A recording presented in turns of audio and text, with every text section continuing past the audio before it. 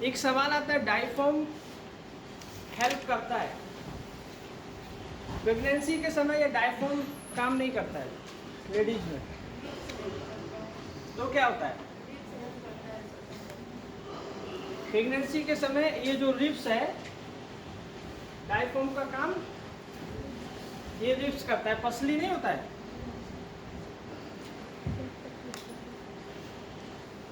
Clear?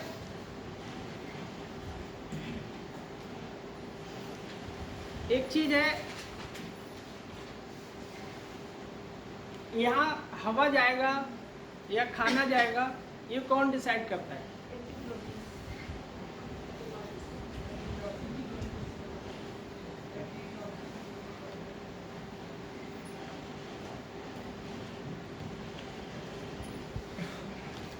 एक होता है एपिग्लोटिस,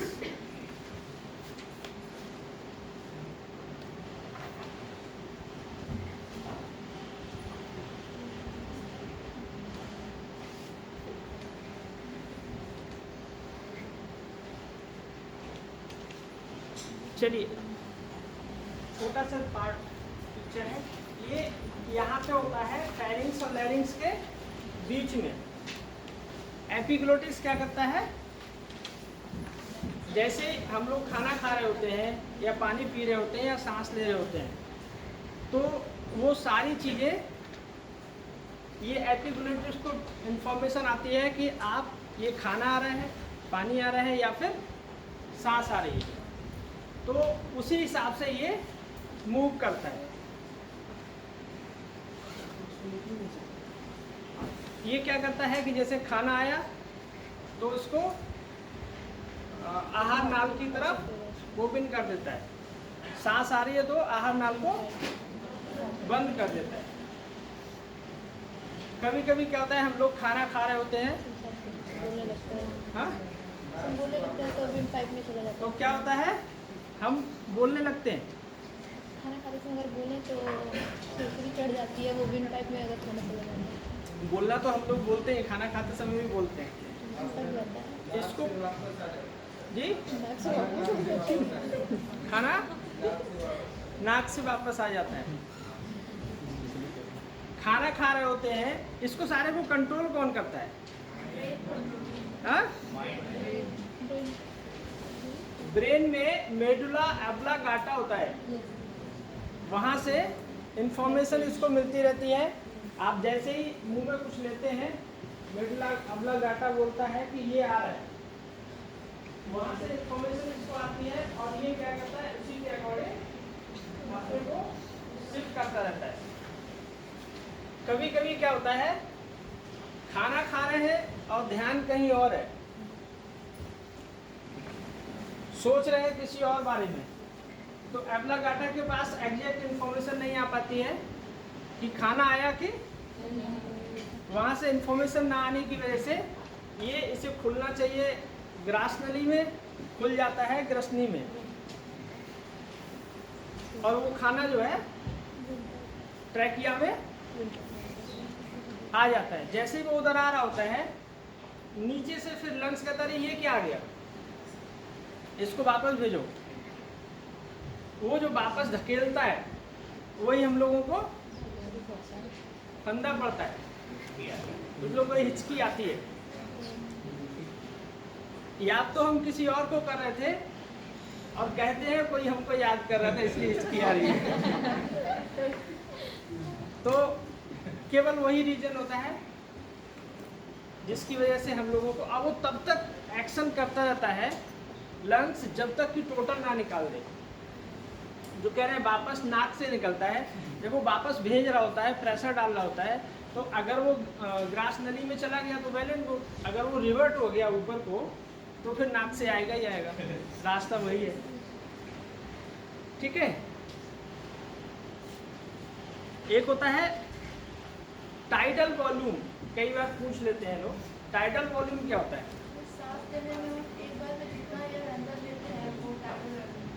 सांस लेने में हम लोग जितना एयर एक बार में अंदर लेते हैं वो कितना लेते हैं? 500 ml लेते हैं और 1 मिनट में 1 मिनट में कितनी बार सांस लेते हैं? 14 से 18 बार होता है। एक एवरेज 16 मान लेते हैं। 14 to 18 एवरेज ले लेते हैं कि 16 बार लेता है, तो कितना हो गया? 8 लीटर समथिंग। ठीक है। टोटल लंग कैपेसिटी क्या होती है?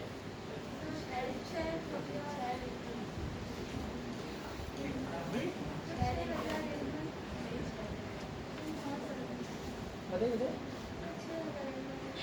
6000 ml। एयर को ml में मापते हैं ना, एयर में। लीटर ml किस में मापोगे? हाँ? But I don't know. क्या चीज़?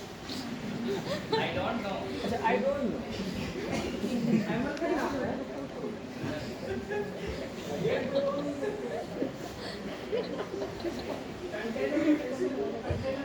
अरे बार होता है, one bar.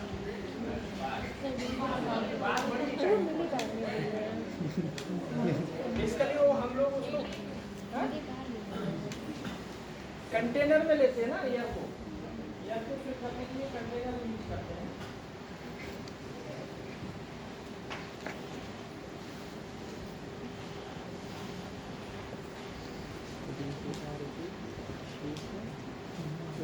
और कोई किसी को दिक्कत?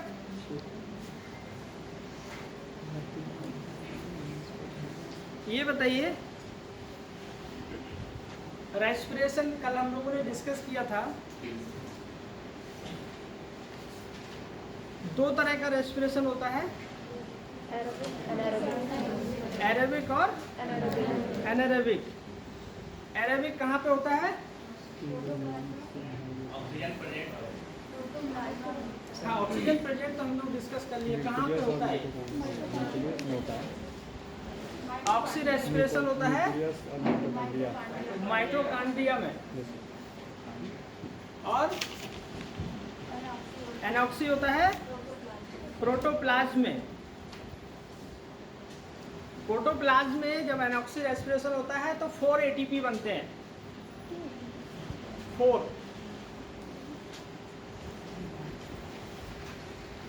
प्रोटोप्लाज्म में 4 ATP बनते हैं। एक रिएक्शन होती है वहां पे ग्लाइकोलाइसिस, 2 ATP उसमें खर्च हो जाते हैं, तो जो नेट हमको मिलता है वो 2 ATP मिलता है जी। और ऑक्सी रेस्पिरेशन में क्या होता है? 1 टाइम में क्या बनते हैं? 2 पायोरिक एसिड बनते हैं। कल डिस्कस किए थे 2 पायोरिक एसिड, और एक पायोरिक एसिड से 18 ATP बनते हैं। 18 तो 2 पायोरिक एसिड गए अगर एक बार में हुआ उनके साथ में रेस्पिरेशन, 36 हो गया। और हम लोग सेल्फ कर रहे थे तो बोल रहे थे कि कितना ATP होता है? 38। 2 ऑक्सी होता है ऑक्सी प्रोसेस से, और 2 एनॉक्सी से, टोटल मिला के 38 ATP जो कि ग्लूकोज मॉलिक्यूल बनाते हैं, उससे हमको एनर्जी मिलती है। एक होता है आंतरिक श्वसन और बाह्य श्वसन। ये वर्ड कई बार सुनने में आता है। आंतरिक श्वसन क्या होता है?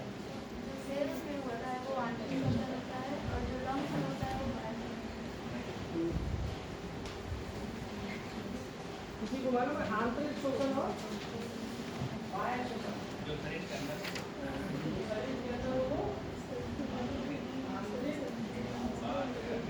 बाहर हो जाए वो शरीर के बाह्य श्वसन। और कुछ प्रकाश चलेगा? आंतरिक श्वसन क्या होता है?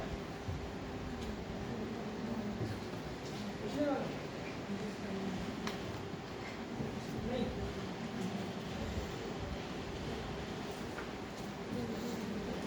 जो सेल के अंदर होता है, सेल के अंदर जो 38 ATP बने थे जिस पूरे प्रोसेस में, वहाँ पे जो हो रहा है वो होता है आंतरिक श्वसन, ऑक्सी एनॉक्सी दोनों मिला करके। और बाह्य श्वसन जो होता है लंग्स में जो हो रहा है, लंग्स में जो एल्वुलाई में एक्सचेंज हो रहा है, एल्वुलाई में ऑक्सीजन एक्सचेंज होता है, वो बाह्य श्वसन है। ठीक है, किसी को कोई कंफ्यूजन? कल हम लोगों ने रिएक्शन पढ़ी थी C6H12O2 के साथ O6 के साथ में 6 CO2 लगाया था। उसमें किसी को कोई डाउट? एक लोग मुझसे बाहर कोई पूछ रहे थे कि वो 6O2 होता है,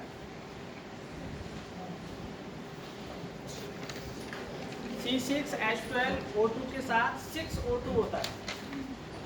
एक O2 से भी वही रिएक्शन होती है, 6O2 से भी वही रिएक्शन होती है, बस प्रोडक्ट में क्या होता है, आउटपुट चेंज हो जाता है, मीनिंग दोनों का एक ही है।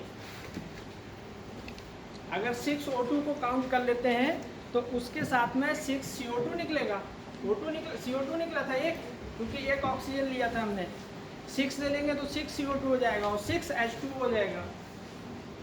और जो एनर्जी निकलेगी कितनी होगी, 686 किलो कैलोरी, 686। बहुत सारे लोग फैक्ट भी ध्यान रखते हैं कि फैक्ट कैसे होने चाहिए, क्या होने चाहिए, तो कंफ्यूजन मत रखिएगा, दोनों का मतलब एक ही है।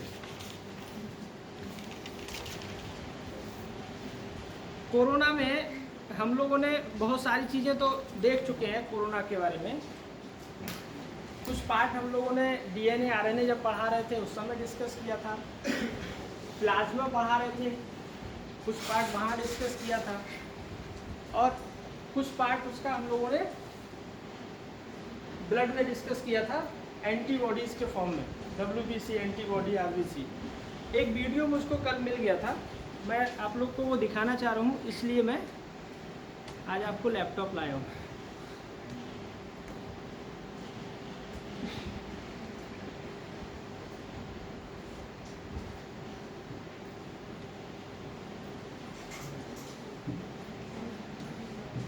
कैसे करता है, पहले आपको ये समझना होगा कि लंग्स हमें सांस लेने में हेल्प कैसे करते हैं। इसमें आपको रेस्पिरेटरी सिस्टम भी थोड़ा सा पता लगेगा। ये नहीं चल रहा है। सांस लेने की नली आपके लंग्स तक पहुंचते पहुंचते ये विंड पाइप दो हिस्सों में या यूं कहो कि दो ट्यूब्स में। काफ़ी अच्छा वीडियो था तो मैंने सोचा कि आप लोगों को दिखाया जाए। वर्क कर रहा है? नहीं ऑफ है। ये वर्क कर रहा है?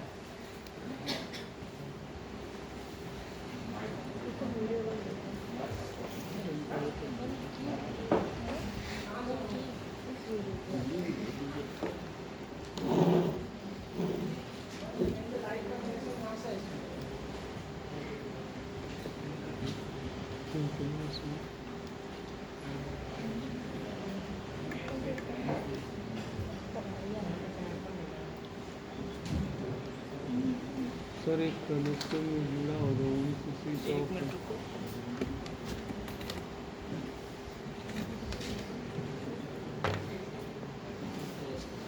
लाइट का कनेक्शन कहीं से स्विच ऑफ है।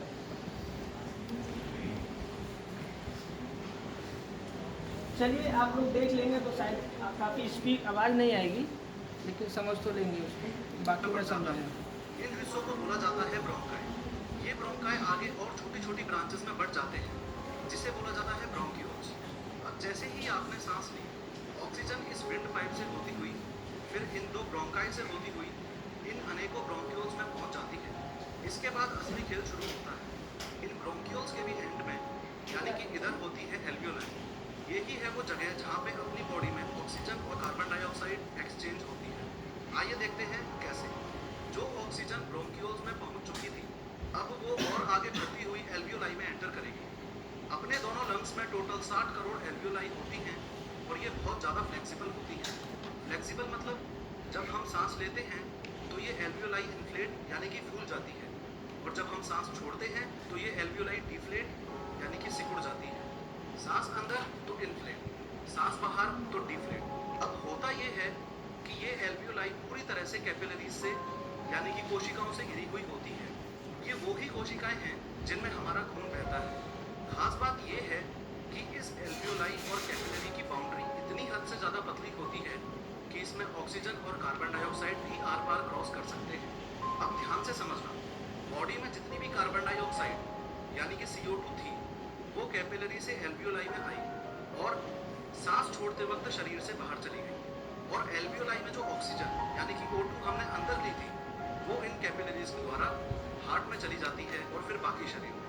CO2 कैपिलरी से एल्वियोलाई में और फिर बाहर एंड O2 एल्वियोलाई से कैपिलरीज में और फिर शरीर के अंदर। खैर, अब आपने शायद बचपन में पढ़ा होगा कि हमारा पूरा शरीर सेल से ही बनता है, तो अब ऑब्वियस सी बात है कि ये एल्वियोलाई जो हमारे लंग्स की एंडिंग है वो भी सेल से ही बनी है, ये ब्रोंकियोल्स भी सेल से बने हैं, ये ब्रोंकाई भी सेल से बनी है, lungs, wind pipe, stomach, brain वगैरह सब सेल से बना है। अगर इस जगह बहुत ज़्यादा जूम इन कर दिया जाए तो जिस सेल की हम बात कर रहे हैं वो कुछ ऐसा होता है। ये हमारे शरीर की सबसे छोटी यूनिट है। हमारा शरीर ऐसे 37 लाख करोड़ सेल्स से मिलकर बना है। इसमें बाहर की तरफ ये सेल मेम्ब्रेन यानी कि एक प्रकार की बाउंड्री होती है। सारा खेल इस सेल मेम्ब्रेन में घुसने का है। अगर ये कोरोना वायरस इस सेल मेम्ब्रेन में घुस गया तो फिर वो अपनी करोड़ों कॉपीज बना देगा और इंसान को इन्फेक्ट कर देगा। अब ध्यान से समझो कि कोरोना वायरस सेल में घुसता कैसे है। मैक्सिमम केसेस में ये कोरोना वायरस इन लंग्स की बाउंड्री वाले सेल्स पर ही अटैक करता है। क्यों?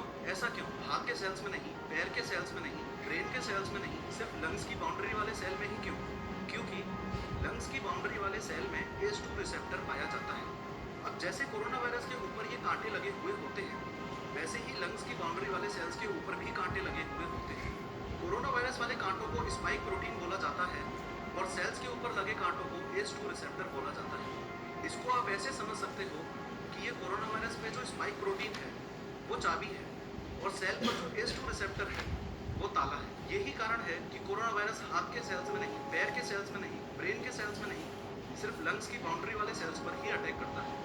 क्योंकि हाथ, पैर, ब्रेन के सेल्स में ACE2 रिसेप्टर नहीं पाया जाता और जो इस कोरोना वायरस की चाबी का सही ताला है वो लंग्स के सेल पे ही है।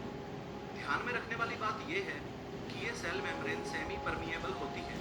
इसका मतलब सेल के आसपास प्रेजेंट सभी चीजें सेल के अंदर एंटर नहीं कर सकती, पर कोई कोई कर सकती है।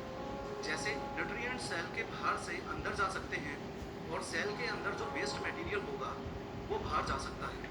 अब जैसे ही सेल के ACE2 रिसेप्टर पर ये कोरोना वायरस जाके लॉक हो जाता है, वैसे ही सेल को लगता है ये फ्रेंडली चीज है और सेल एंट्री अलाउड कर देता है। बस यहीं से तबाही शुरू। अब कोरोना वायरस अपना RNA डायरेक्टली सेल के अंदर ट्रांसफर कर देगा और पूरे सेल को हाईजैक कर लेगा। आसान भाषा में कहूँ तो कोरोना वायरस सेल को बोलेगा कि जो भी काम तू कर रहा था वो बंद कर और जो काम मैं बताता हूँ वो कर, मेरी कॉपीज बना। ये जो कोरोना वायरस का RNA है इसके जीनोमिक कोड्स के अंदर कॉपीज बनाने की इंस्ट्रक्शंस होती हैं। अब कुछ ही दिनों में हमारा बॉडी सेल कोरोना वायरस की लाखों करोड़ों कॉपीज बना देगा और कम स्पेस होने की वजह से प्लस दूसरे कारणों की वजह से खुद डिस्ट्रॉय हो जाएगा। अब मान लीजिए कोरोना वायरस इंसान की बॉडी में 1 तारीख को एंटर किया तो सबसे पहली बार इन्फेक्शन फैलाने में या यूं कह लो कि ये सबसे पहला सेल डिस्ट्रॉय होकर कोरोना वायरस की करोड़ों कॉपीज बनने में 2 से 10 दिन तक लग सकते हैं।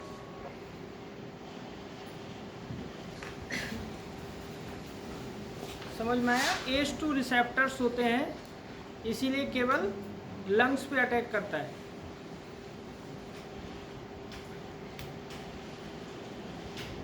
कर देता है। ये एंटीबॉडीज कोरोना वायरस के स्पाइक प्रोटीन्स पर जाके कनेक्ट हो जाती है। अब कोरोना वायरस फंस गया क्योंकि हमारे ये है कि इम्यून सिस्टम ने एंटीबॉडीज कैसे एक्ट करती है उस पे। कनेक्ट कर दिया। इससे कोरोना वायरस सेल के ACE2 रिसेप्टर पर कनेक्ट नहीं हो पाएगा और सेल के अंदर एंटर करके अपनी और कॉपीज नहीं बना पाएगा। चलो वो सब तो ठीक है, पर ये जो इतने सारे कोरोना वायरस ऑलरेडी बन चुके हैं इनका क्या होगा? इनका ये होगा कि जैसे ही इन पे एंटीबॉडीज कनेक्ट होंगी तो हमारे मैक्रोफेजेस एक्टिवेट हो जाएंगे। मैक्रोफेजेस एक प्रकार के वाइट ब्लड सेल्स हैं जो इम्यून सिस्टम का पार्ट है। मैक्रोफेजेस वहाँ जाएंगे जहाँ एंटीबॉडीज होंगी और एंटीबॉडीज के साथ कोरोना वायरस को भी इंसर्ट कर लेंगे। खास बात यह है कि ये एंटीबॉडी सिर्फ एक कोरोना वायरस से नहीं बल्कि एक से ज़्यादा कोरोना वायरस से कनेक्ट हो सकती है, जिससे मैक्रोफेजेस कोरोना वायरस को बल्क में खा पाएंगे। अब आपके मन में ये सवाल होगा कि जब हमारा एडेप्टिव इम्यून सिस्टम ऐसी एंटीबॉडीज बनाकर कोरोना वायरस की चाबियों में कनेक्ट कर सकता था तो उसने एकदम शुरुआत में सबसे पहले वाले कोरोना वायरस पे ही कनेक्ट क्यों नहीं कर दी? वो इसलिए क्योंकि इन एंटीबॉडीज को बनाने में टाइम लगता है। जो हमारा एडवांस्ड इम्यून सिस्टम है वो पहले इस कोरोना वायरस के स्पाइक प्रोटीन को समझता है, उसके बाद उसी हिसाब से एंटीबॉडीज बनाता है। कोरोना वायरस का फैटेलिटी रेट एल्डरली लोगों में ज़्यादा है और यंगर लोगों में कम। ऐसा इसलिए है क्योंकि एल्डरली लोगों का इम्यून सिस्टम कमज़ोर होता है। लेकिन इम्यून सिस्टम कमज़ोर होने का मतलब क्या? इम्यून सिस्टम कमज़ोर होने का मतलब ये है कि बड़े बूढ़े लोगों में ये एंटीबॉडीज उतनी मात्रा में नहीं बन पाती जितनी ज़रूरत है। अगर आपने इस पूरे सिस्टम को थोड़ा भी ध्यान से समझा होगा तो कॉन्ग्रेचुलेशंस, बहुत बहुत बधाइयाँ, आपको वैक्सीन्स का वर्किंग मैकेनिज्म भी समझ में आ चुका है। अगर अभी भी नहीं समझ आया है तो आसान भाषा में समझ लो, बहुत इजी मैकेनिज्म। सिंपल है कि हम लोग डिस्कस किए हैं कि एंटीबॉडी कैसे जाता है, उसको समझता है। मेमोरी टी सेल्स होते हैं, बी सेल्स और टी सेल्स, वो कैसे कैसे फाइट करते हैं वायरस से, जो भी है बैक्टीरिया अंदर से बाहर से अंदर जाता है। सेम चीज़ ये कोरोना पे इन्होंने बताया, अच्छा लगा तो मैंने कहा आपको दिखाता हूँ। थोड़ा सा फनी भी है लेकिन देख लीजिए से जान चुके हो कि सारा खेल कोरोना वायरस की चाबी यानी कि स्पाइक प्रोटीन पे गलत ताला यानी कि एंटीबॉडीज कनेक्ट करने का है। अब होगा ये कि जैसे ही शरीर में वैक्सीन डाली जाएगी, वो इम्यून सिस्टम को कोरोना वायरस के स्पाइक प्रोटीन का एडवांस्ड जेनोमिक कोड दे देगी। आसान शब्दों में कहूँ तो वो इम्यून सिस्टम को बता देगी कि फ्यूचर में इस प्रकार का वायरस शरीर में अटैक कर सकता है, उसके लिए इस प्रकार की एंटीबॉडीज बनती है, वो तैयार रख। अब जैसे ही शरीर में कोरोना वायरस एंटर करेगा तो इससे पहले कि वो सेल में घुस के अपनी कॉपीज बनाए, इम्यून सिस्टम तुरंत एंटीबॉडीज रिलीज करेगा जो कोरोना वायरस के स्पाइक प्रोटीन पर जाके कनेक्ट हो जाएगी। कोरोना वायरस होने से हमें बुखार क्यों होता है वो तो समझ में आ गया, लेकिन कोरोना वायरस होने से ब्रीथिंग में प्रॉब्लम क्यों होती है ये अभी तक समझ नहीं आया। आपको याद है मैंने बताया था कि कोरोना वायरस सेल को हाईजैक करके जब अपनी बहुत सारी कॉपीज बना लेता है तो सेल एक लिमिट के बाद डिस्ट्रॉय हो जाता है। ऐसे ही लाखों सेल्स डिस्ट्रॉय होने से प्लस इम्यून सिस्टम और कोरोना वायरस की लड़ाई से अपने फेफड़ों में पस इकट्ठा हो जाता है। ये पस एल्वियोलाई में इकट्ठा होता है। अब जैसा आपने देखा कि एल्वियोलाई ही अपने शरीर में एकमात्र ऐसी जगह है जहां कार्बन डाइऑक्साइड कैपिलरीज से एल्वियोलाई में आके बाहर जाती है और ऑक्सीजन एल्वियोलाई से कैपिलरीज में आके हार्ट के अंदर जाती है। लेकिन अगर बीच में पस आ जाएगा तो ऑक्सीजन और कार्बन डाइऑक्साइड एक्सचेंज नहीं, इसलिए सांस फूलती है और कई केसेस में इंसान दम भी तोड़ देता है। जो हमारे सलाइवा की ड्रॉपलेट है, इसका 98% कंपोजिशन सिंपल समझ में आया। यहाँ पे बात हो रही थी प्लाज्मा की। एंटीबॉडीज कहाँ होते हैं? प्लाज्मा में। प्लाज्मा थेरेपी जो यूज होता है उसका पर्पज़ क्या होता है? जिसको कोविड पॉजिटिव हो चुका होता है उसकी बॉडी से प्लाज्मा लिया जाता है। प्लाज्मा में कोविड एंटीबॉडी होते हैं, उसमें मेमोरी सेल्स भी होते हैं, उसको देखने के लिए कि कोरोना अगर एंटर किया है तो वो कोरोना कैसे, उसको कौन से सेल से, कौन से एंटीबॉडी से मरेगा। जैसे ही वो कोरोना किसी के अंदर आता है या होता है, पहले से ही कोरोना हो जाता है, डोनेशन तो प्लाज्मा केवल उन लोगों को चलाया जाता है जो ऑलरेडी कोविड पॉजिटिव है, तो उसमें कोरोना का इन्फेक्शन है। प्लाज्मा थेरेपी से प्लाज्मा में जो उसके एंटीबॉडीज़ होते हैं, जैसे ही उसको इंजेक्ट किया जाता है तो मेमोरी सेल्स रिप्लिकेशन शुरू कर देते हैं एंटीबॉडी तेज़ी से बनाने का, और जो उसकी ऑलरेडी प्लाज्मा में होता है एंटीबॉडी वो डायरेक्ट जाके कोरोना से फाइट करने लगता है और कोरोना को वहाँ पे ख़त्म कर देता है। ये प्लाज्मा थेरेपी का रूल है जो कि क्या नाम है, कोविड में बहुत ज़्यादा इफेक्टिव है।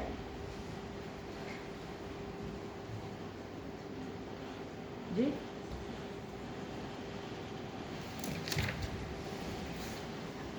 कोरोना हो गया, प्लाज्मा थेरेपी हो गया, वैक्सीन की बहुत बात चल रही है। एक इनका वीडियो वैक्सीन पे भी है, उसको भी देख लीजिए, फिर आगे बढ़ते हैं। कि कैसे भी करके वो इस ह्यूमन बॉडी सेल के अंदर घुस सके, यानी कि ये आपके शरीर का एक सेल है और आपका शरीर ऐसे टोटल 37 लाख सेल से मिलकर बना है। अब प्रॉब्लम ये है कि कोरोना वायरस सेल के अंदर डायरेक्टली एंटर नहीं कर सकता। ये सेल मेम्ब्रेन है, यानी कि एक प्रकार की सेल की बाहरी दीवार। अब जैसे आप उनके अंदर दीवार से नहीं बल्कि डोर से ही जा सकते हो, वैसे ही ये कोरोना वायरस सेल के अंदर सेल मेम्ब्रेन से नहीं बल्कि डोर से ही जा सकता है। बस फर्क इतना सा है कि इसका डोर है ये ACE2 रिसेप्टर।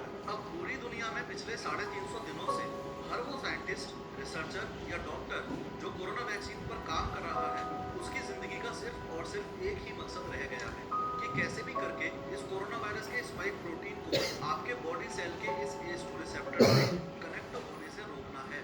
और बायोलॉजिकली इस काम को करने का सिर्फ और सिर्फ एक ही तरीका है कि कोरोना वायरस के स्पाइक प्रोटीन्स को ब्लॉक कर दिया जाए। और स्पाइक प्रोटीन्स को ब्लॉक करने का सिर्फ एक ही तरीका है कि इनके ऊपर एंटीबॉडीज चिपका दी जाए। ये एंटीबॉडीज हैं जिन्हें हमारा इम्यून सिस्टम पैदा करता है। सारा खेल इन एंटीबॉडीज के जनरेट होने का है, जिसके अंदर ये राइट टाइम पे और राइट अमाउंट में पैदा हो जाती है। उसका कोरोना वायरस कुछ नहीं उखाड़ सकता। क्यों?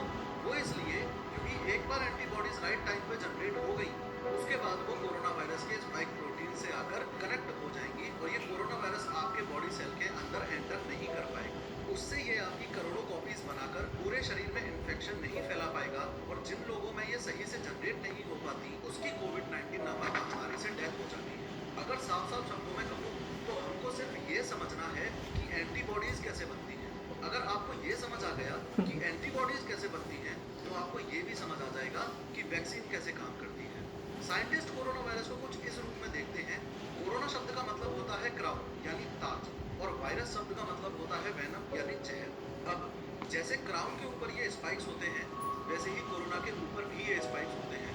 और क्योंकि ये जहर की तरह शरीर में फैलता है, इसलिए इसे कोरोना वायरस कहा जाता है। मुद्दे की बात यह है कि इस कोरोना वायरस के अंदर जेनेटिक मटेरियल होता है। इस जेनेटिक मटेरियल से इम्पोर्टेंट इस वायरस में कुछ भी नहीं, क्योंकि इस जेनेटिक मटेरियल के अंदर ही इस कोरोना वायरस की करोड़ों कॉपीज बनाने की इंस्ट्रक्शंस होती हैं। 31 दिसंबर 2019 को चाइनीज साइंटिस्ट को ये पता चला था कि कोरोना वायरस नाम की बीमारी फैल रही है। फिर अगले 11 दिनों में उन्होंने कोरोना वायरस का ये जेनेटिक मटेरियल सेपरेट किया और इसकी एक्सटेंसिव स्टडी की। इसी दौरान 11 जनवरी 2020 को इन साइंटिस्ट ने वो काम किया जिसकी वजह से कोरोना वायरस वैक्सीन रेडी होकर यूज होने वाली वर्ल्ड की फास्टेस्ट वैक्सीन बनी, वरना 4-5 साल से पहले बनना तो इम्पॉसिबल था। इन्होंने जो किया वो ये कि इस जेनेटिक मटेरियल की स्टडी करके उसका जेनोमिक कोड वेबसाइट पर अपलोड कर दिया और उसे पब्लिकली अवेलेबल करवा दिया। इससे फायदा ये हुआ कि पूरे वर्ल्ड में अब कोई भी कहीं से भी जेनोमिक कोड को वेबसाइट से डाउनलोड करके उसे यूज कर सकता था। ये खबर जैसे ही बड़ी बड़ी फार्मास्यूटिकल्स और बायोटेक कंपनीज के कानों में पड़ी, तो उनके पैरों के नीचे से जमीन खिसक गई और वो लोग जो खुद के प्रोजेक्ट्स पर काम कर रहे थे, उसे छोड़कर कोरोना की वैक्सीन बनाने की रेस में शामिल हो गए। फटाफट से पास वाली प्रिंटर की दुकान में गए, वहां से 2 रुपए पर पेज के हिसाब से जेनोमिक कोड कागज पे प्रिंट करवाया और निकलकर सीधा भागे ऐसी लेबोरेटरी की ओर जो इस जेनोमिक कोड की मदद से mRNA बना के देते।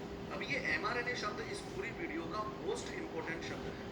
वो सिर्फ इसलिए नहीं क्योंकि हर न्यूज़पेपर आपसे चिल्ला के सिर्फ mRNA की बात कर रहा है, या फिर इसलिए भी नहीं क्योंकि लोगों ने कोरोना वैक्सीन को कोरोना वैक्सीन कहना ही बंद कर दिया है और अब तो उसे mRNA वैक्सीन कहने लगे हैं, बल्कि इसलिए क्योंकि ये mRNA ही आपके शरीर में कौन सा प्रोटीन बनना चाहिए इस बात के लिए जिम्मेदार है और कोरोना वैक्सीन का इकलौता आधार है। मैसेंजर RNA को ही शॉर्ट में mRNA कहा जाता है। और फिर से बता दूं कि ये हमारे शरीर में ये तय करता है कि कौन सा प्रोटीन बनना चाहिए। खैर, mRNA अब तैयार है और वापस बायोटेक कंपनीज के मालिकों को मिल चुका है। अब ये अपनी अपनी लैब्स में गए और इस mRNA को एक लिपिड नैनो पार्टिकल के अंदर पैक कर दिया और एनिमल टेस्टिंग सक्सेसफुल होने के बाद आपके डेल्टॉइड मसल में या यूं कह लो कि अपर आर्म में इंजेक्ट कर दिया। अब यहाँ से असली खेल शुरू। अब ये लिपिड नैनो पार्टिकल इस mRNA को लेता हुआ आगे बढ़ेगा।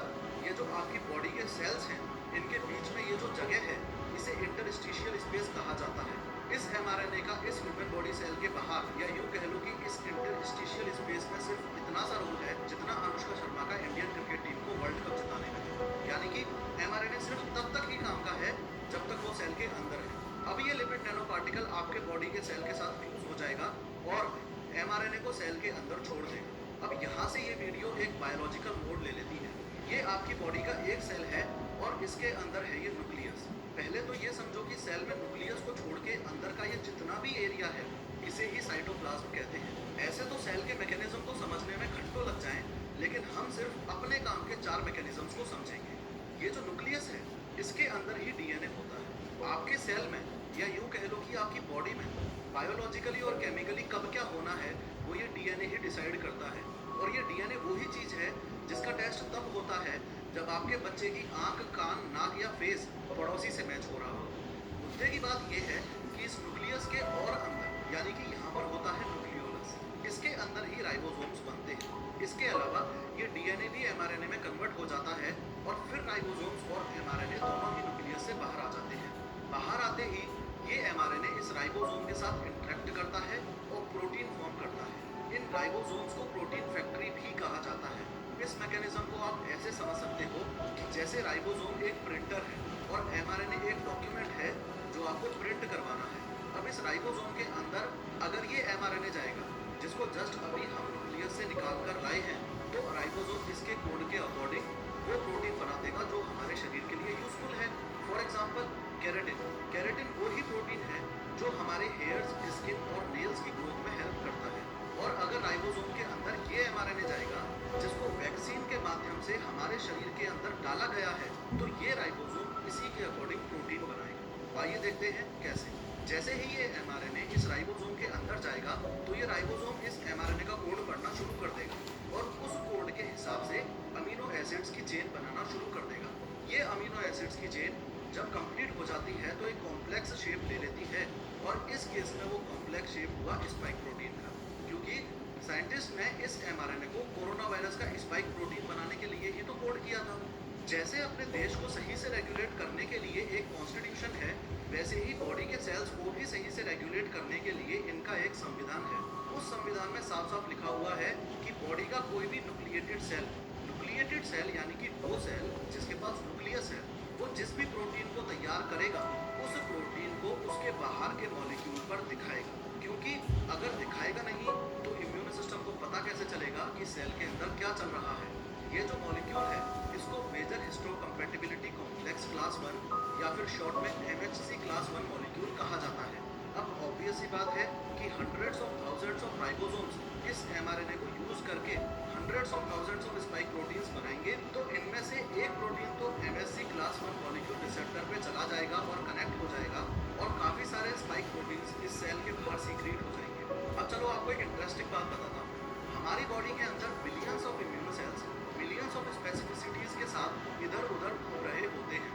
अब इस स्पाइक प्रोटीन के हिसाब से जो फिट बैठेगा वो इम्यून सेल इस स्पाइक प्रोटीन पर आके कनेक्ट हो जाएगा और वो इम्यून सेल है ये साइटोटॉक्सिक टी सेल। 2 मिनट के लिए इस कॉन्सेप्ट को समझने के लिए इस साइटोटॉक्सिक टी सेल को आप तारक मेहता के रूप में देख सकते हैं। सिमिलरली ये जो सीक्रेटेड स्पाइक प्रोटीन्स हैं, इनमें से कुछ की मुलाकात होगी बी सेल्स के साथ और कुछ की होगी मैक्रोफेजेस के साथ। अब कुछ देर के लिए बी सेल्स को आप जेठालाल के रूप में देखो और मैक्रोफेजेस को दया के रूप में देखो। कुछ स्पाइक प्रोटीन्स बी सेल पर कनेक्ट हो जाएंगे और कुछ को ये मैक्रोफेजेस खा जाएंगे और खाने के बाद उनके पीसेस को अपने रिसेप्टर्स पे शो कर देंगे। अब ये मैक्रोफेजेस इन स्पाइक प्रोटीन्स को उसके पास ले जाएंगे जो इम्यून सिस्टम का बाप है और वो है हेल्पर टी सेल यानी कि चंपक चाचा। अब ये हेल्पर टी सेल मैक्रोफेज पर लगे स्पाइक प्रोटीन के साथ कांटेक्ट में आते ही साइटोकाइंस रिलीज करेंगे। इन साइटोकाइंस को आप ऐसे समझ सकते हो जैसे कि ये एक प्रकार का ऑर्डर है। अब इस ऑर्डर में जो लिखा हुआ है, अगर आपने उसको इग्नोर किया तो डेफिनेटली ये कॉन्सेप्ट आपके हाथ से स्लिप हो जाएगा। चलो मैं आपके लिए पढ़ देता हूँ। इस ऑर्डर में साफ साफ लिखा हुआ है कि सुन महदूस यानी कि साइटोटॉक्सिक टी सेल, तू अपने आप की और कॉपीज बना ले जिसमें से कुछ ग्रेन्जाइम्स बन जाओ और कुछ मेमोरी टी सेल्स बन जाओ। सिमिलरली दूसरे ऑर्डर में लिखा हुआ है कि सुन जेठिया यानी कि बी सेल, तू भी अपने आप की और कॉपीज बना ले जिसमें से कुछ प्लाज्मा सेल्स बन जाओ और कुछ मेमोरी बी सेल्स बन जाओ। अब इस प्लाज्मा सेल का काम होता है एंटीबॉडीज रिलीज करना और इन ग्रेन्जाइम्स का काम होता है कोरोना वायरस के स्पाइक प्रोटीन से इन्फेक्टेड इस सेल को डिस्ट्रॉय करना। लेकिन असली कलाकार इधर बैठे हैं। इन मेमोरी बी सेल्स और मेमोरी टी सेल्स का काम होता है इस स्पाइक प्रोटीन को अच्छे से याद रखना ताकि भविष्य में कभी भी असली वायरस बॉडी के अंदर आए तो उसे ये पहचान सके, पूरे इम्यून सिस्टम को एक्टिवेट कर सके और इससे पहले कि वो कोरोना वायरस सेल के अंदर घुस सके, प्लाज्मा सेल से एंटीबॉडीज रिलीज करवाकर फटाफट से इसके स्पाइक प्रोटीन पर एंटीबॉडीज कनेक्ट करके इसके स्पाइक प्रोटीन्स को ब्लॉक कर सके। अब एकदम सही समय है आपको ये बताने का कि वैक्सीन एग्जैक्टली करती क्या है। असल में वैक्सीन हमारे इम्यून सिस्टम को ट्रेन करती है, या यूँ कह लो कि बिना बीमारी फैलाए वैक्सीन उन्हीं एक्शंस को कॉपी करती है जो एक्शंस तब होते हैं जब हमारे शरीर में असली कोरोना वायरस एंटर करता है। वैक्सीन के काम करने का मैकेनिज्म तो हमने समझ लिया, लेकिन हमारी ये नॉलेज कंप्लीटली यूजलेस है अगर हम इस अंडरस्टैंडिंग को रियल वर्ल्ड न्यूज से कनेक्ट ना कर पाए। वैक्सीन बनाने की रेस में जो कंपनियां सबसे आगे हैं उनमें से एक तो है फाइजर बायोएनटेक और दूसरी है मॉडर्ना। अब इन दोनों कंपनियों के द्वारा बनाई गई कोरोना वायरस वैक्सीन तो mRNA वैक्सीन ही है, यानी कि इनका वर्किंग मैकेनिज्म वैसा ही है जो हमने अभी अभी देखा है। लेकिन जो इंडिया की इंडिजिनस वैक्सीन है यानी कि कोवैक्सीन, उसके वर्किंग मैकेनिज्म में थोड़ा सा बदलाव है। इन लोगों में mRNA की जगह इस पूरे कोरोना वायरस को ही मार के यानी कि इस कोरोना वायरस को इनएक्टिवेट करके इंसान के शरीर में डाल दिया गया है। इससे होगा ये कि कोरोना वायरस चूंकि अब इनएक्टिव है तो वो इन्फेक्शन भी नहीं फैलाएगा और क्योंकि स्पाइक प्रोटीन उसमें प्रेजेंट है तो वो इम्यूनो सिस्टम को ट्रेनिंग भी दे देगा। अब जैसे ये कोरोना वायरस जिंदगी में सिर्फ एक ही मकसद लेके चल रहा है कि इसे अनेकों कोरोना वायरस और बनाने हैं, वैसे ही ये जो था सारा मैकेनिज्म हम लोग डिस्कस कर चुके हैं, लेकिन एनिमेशन होने की वजह से आप लोगों को और ज़्यादा क्लियरिटी आई होगी कि कैसे कैसे एंटीबॉडी मूव करते हैं, स्पाइक प्रोटीन पे जाकर के कैसे एक्शन होता है। एक चीज़ अभी इसमें अधूरी थी, इंडिया का कौन सा वैक्सीन दिखाया था? कोवैक्सीन। अभी जो दिखाए थे कोवैक्सीन और कोविशील्ड दो यूज हो रहा है इंडिया में। दोनों रियल में अगर देखा जाए तो जो प्रेजेंट टेक्नोलॉजी है जिसमें कि इसका जेनेटिक मटेरियल को डिकोड करके वो लोग बनाते हैं, उस पे नहीं बनी हुई है। एक ने क्या किया है, कोवैक्सीन ने, उन्होंने कोरोना वायरस को डेड करके उसका जो जेनेटिक मटेरियल है उसको सप्रेस करके और उसको इंजेक्ट करा रहे हैं, पहला अंतर। और जो दूसरी है कोविशील्ड, उन्होंने क्या किया है, उन्होंने जो इसका कोरोना का स्पाइक प्रोटीन था वो केवल स्पाइक प्रोटीन लिया है, कोरोना वायरस को नहीं यूज़ किया है। क्योंकि बहुत सारे आप उधर पढ़ेंगे क्या नाम है पेटेंट वगैरह में, तो पेटेंट वगैरह में ये सब इशू होते हैं ना कि एक जैसा नहीं बना सकते।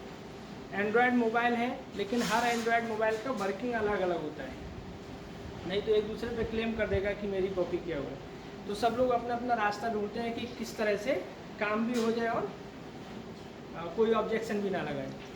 हालांकि हम आपको ये दूसरे का पढ़ा रहे हैं, वीडियो दिखाया है, तो इसलिए हमने रेफरेंस उनका सिंपल है जहाँ से लिया है, अच्छा लगा इसलिए मैंने आपको दिखाया। तो कोई ऑब्जेक्शन ना उठाए इसलिए वो थोड़ा सा चेंजेस करते हैं। मेन काम किसको करना है, स्पाइक प्रोटीन को। स्पाइक प्रोटीन की एंटीबॉडी बननी है, कोरोना वायरस की तो नहीं बननी है टोटल। तो वही चीज़ दोनों ने अलग अलग लिया है, एक ने कोरोना वायरस को सप्रेस कर दिया और एक ने कोरोना वायरस को उसका केवल स्पाइक प्रोटीन दे दिया, खाली स्पाइक प्रोटीन। और जो मेन वैक्सीन है जिसको रियल में उसका प्रोसेस होना चाहिए, मॉडर्ना बना रही है और उसमें हो सकता है कि इधर इंडिया में आने में टाइम लगे, जिसमें जेनेटिक कोड को डिकोड करके वो बनाते हैं, उसमें एज इट इज़ लाइक वो बनाते हैं, वो थोड़ी सी इफेक्टिव ज़्यादा होती है। अभी जो ये दोनों वैक्सीन है उसको बेसिकली इफेक्टिव नहीं ज़्यादा बोलते हैं क्योंकि 80 से 85% का एफिकेसी है इसका। रीज़न वही है क्योंकि वो लोग इंजेक्ट करते हैं, कितने में बना कितने में नहीं बना।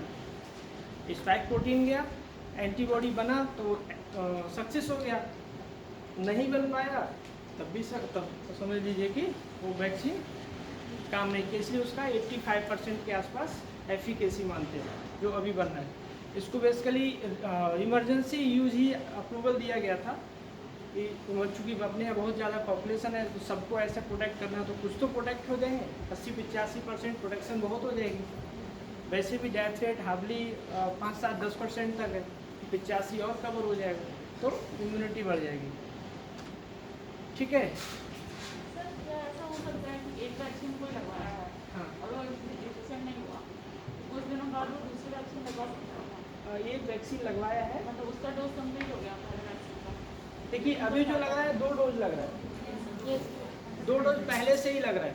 28 दिन नहीं है, अब उसको बढ़ा करके 42 से 58-55 दिन कर दिया है, ड्यूरेशन बढ़ा दिया है। ठीक, 8 हफ्ते हो गया। सकती है, दूसरा वैक्सीन लगवा सकता है। दूसरा वैक्सीन जैसे अब आप कैसे डिसाइड करेंगे कि आपके बॉडी में पर इम्यूनिटी नहीं डेवलप हो सकती। कैसे? इससे अगर कोरोना हो गया, हाँ वैक्सीन लगवाने के बाद भी कोरोना हो गया, तो पूरे डॉक्टर्स को हो गया। नहीं वो उनका सवाल कुछ और है, मैं कुछ और बोल रहा हूँ, आप कुछ और बता रहे हैं। देखिए आपने कोरोना वैक्सीन लगवा लिया, कोविशील्ड लगवाया और कोविशील्ड आपका क्या नाम है वो कह रहे हैं कि इफेक्टिव नहीं है, तो आप कैसे डिसाइड करेंगे